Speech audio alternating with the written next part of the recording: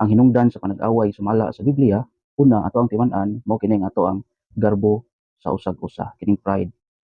Kining pride mga kaigsuonan sumala pa sa Proverbio 13:10. Tungod sa garbo mudangat ang panagkabingkil.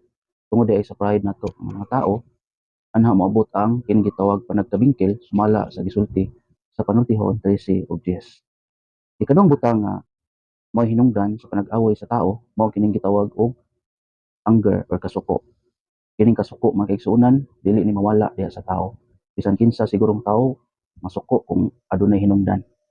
Pero sumala sa Biblia, sumala sa Kaalam or Panultihon 29:22, ang anaa sa kasuko nagapapukaw sa pagkabingkil. Ang gisulti dinhi sa balaan nga kasulatan, ang anaa sa kasuko nagapapukaw sa pagkabingkil. So igsuon dili maayo nga kita tao, kita Kristohanon kanunay tang masuko. Kay kining kasuko nagapapukaw kini sa pagkabingkil. Santiago 1:20 kay ang kasuko sa tao dili mosangpot ni anang pagkamatarong nga uyon sa Dios. Ikatulo nga mga butang nga angay natong timan-an kining gitawag og hatred. Kining hatred usahay kining magdumota sa ato ang isig ka tawo. Kining magdumota sa ato ang igsuon. Nya sumala sa gitudlo sa balaan nga kasulatan, kining hatred ay sa Proverbio 10:12 giingon dinhi ang pagdumot nagapapukaw sa mga kasamok apan ang gugma nagatabon sa tanang mga kalapasan. Sa unang Juan 3:15 ang matag usa nga nagadumot sa iyang igsuon mamumuno ug kamo nasayod nga ang mamumuno walay kinabuhing dayon nga magapabilin diha kaniya. Now dili lang di ay litra por litra nga ang tao mopatay og isig ka tawo gitawag na og mamumuno. Kundi ang tao kung siya nagadumot sa iyang isig ka tawo o sa iyang igsuon gitawag na siya sa Biblia og murderer or mamumuno. So dili maayo sa tua isip mga alagad sa Ginoo, isip mga disipulo sa Ginoo or nagtuman sa mga pagtulun-an sa atong Ginoo nga magtigom ta og pagdumot sa ato ang isig ka tawo ato nang timan-an mga kaigsuonan. Ikaupat nga bahin nga angay natong hinumduman nga usa sa mga hinungdan sa panag-away kining gitawag og pagkawitwitan sa isa ka tawo. Kining pagtawag og backbiting, no? Backbiting.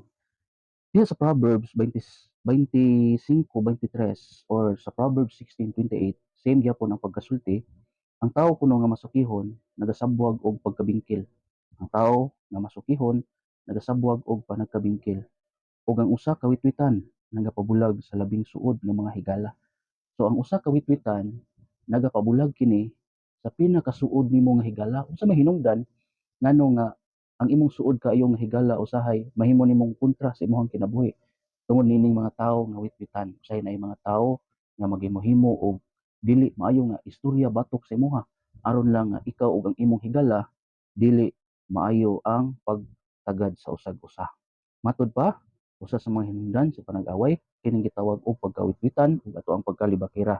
Sumala pa sa Panultihon 25:23 ug sa 16:28 ang tawo nga masukihon nagasabwag og kabingkilan ug ang usa ka witwitan kay ang usa ka witwitan nagapabulag sa labing suod nga mga higala. Dili gid maayo natong mga alagad sa Ginoo nga mahimo tang witwitan, no? Mahimo tang backbiting, no? Kay nganuman magapabulag kana sa ato ang labing suod nga mga higala. Kani sa timan-an. No, ikalima man kaigsunan atong timan-an kining gitawag og foolish questions, no? Kining mga binuang nga mga pangutana.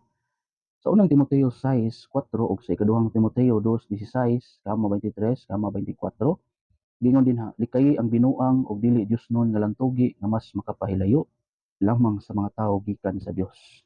Likayi ang binuang ug dili Diosnon nga lantugi nga mas makapahilayo lamang sa mga tawo gikan sa Dios.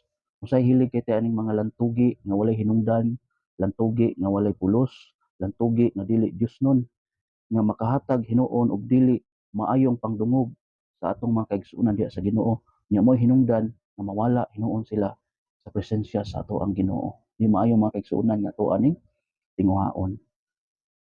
Kung atong mabantayan sa atong kagalingon kanang mga butanga, dapat ato kanang walaon sa atong kinabuhi aron malikayan nato ang pirming panag-away. Atong timan-an mga kaigsuonan, ang 5 ka mga butang nga mao'y hinungdan sa panag-away, siguro aduna mo'y lain pa nga nahibaw-an nga mga butang nga maka-cause og panagkabingkil o panag-away sa atong isig katawo. Una mao kining pride, mao kining anger, mao kining hatred, mao kining backbiting, mao kining false questions, no? Sa panultihon 17:14, busa biyae ang panaglalis sa dili pa ang panag-away. Biyae ang panaglalis sa dili pa ang panag-away. Igsuon, maayong adlaw.